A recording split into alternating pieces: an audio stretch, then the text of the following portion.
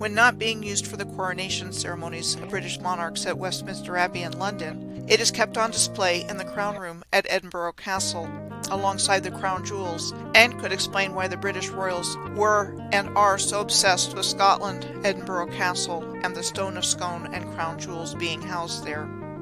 This begs the question of whether or not the Scottish royal house of Stuart descended from King Solomon and the Queen of Sheba, like the previously mentioned Solomonic dynasty of Ethiopia.